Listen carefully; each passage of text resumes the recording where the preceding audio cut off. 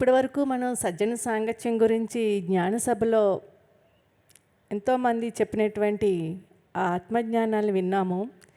అయితే ఎలా అయితే ఒక హంస పాలని నీళ్ళని వేరు చేసినప్పుడు ఆ నీళ్ళని వదిలిపెట్టి పాలనే ఎలా స్వీకరిస్తుందో, అదే విధముగా మనము ఆ వినడము ద్వారా ఏదైతే వింటున్నామో దాన్ని పరిపరి విధాల మనసు ఎక్కడెక్కడికో పోతున్నట్టుగా కాకుండా ఇది ఎక్కడో విన్నామే అని చెప్పేసని మళ్ళీ వినాలా అనే ఒక భావనతోటి కాకుండా, అంటే ఒక్కొక్క శబ్దంలోని ఉన్నటువంటి ఒక్కొక్క అక్షరము కూడా మన లోపలికి ఆ వినడము ద్వారా మన శరీరంలో ఉన్నటువంటి ఒక కణకణానికి కూడా అది చైతన్యాన్ని ఇస్తుంది.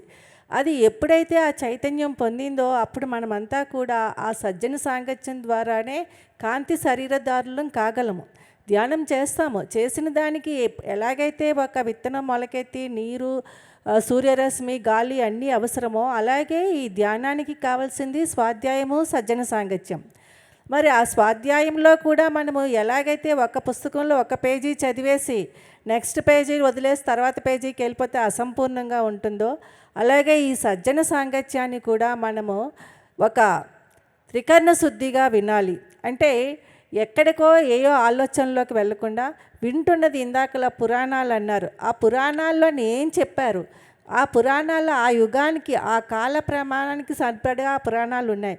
కానీ ప్రస్తుతం వర్తమానంలోని మనం చదువుతున్నటువంటి ఈ న్యూ ఏజ్ పుస్తకాల ద్వారా కావచ్చు, న్యూ ఏజ్ మాస్టర్స్ చెప్తున్నటువంటి ఈ యొక్క సజ్జన సాంగత్యం దీని నుంచి మనకి వర్తమాన పరిస్థితుల్లో మనకి ఏ విధముగా అది అవసరము, మన జీవితానికి జీవించే కళని ఎలా నేర్చుకోవాలి అన్నట్టుగా ఆ సజ్జన సాంగత్యాన్ని మనం తీసుకొని దాన్ని ఆచరించే ప్రయత్నం చేసినప్పుడు తప్పకుండా ఆ సజ్జన సాంగత్యం యొక్క సాఫల్యం మనకి కలుగుతుంది మేడం.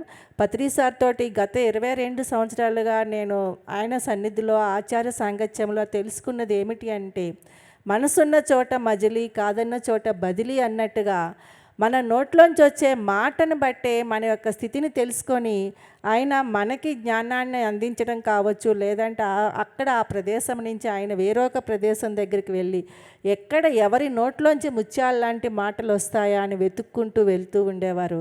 సో ప్రతి ఒక్కరు కూడా అలాంటి ముత్యాలు లాంటి మాటలతోటి ఈ సజ్జన సాంగత్యాన్ని ఆచరిస్తూ ఉన్నప్పుడు ఎలాగైతే ఒక బొగ్గు వజ్రంగా మారుతుందో ప్రతి ఒక్కరూ కూడా అలా వజ్రాలుగా మారగలరు, కాంతి శరీరదారులుగా కాగలరు. Thank you madam.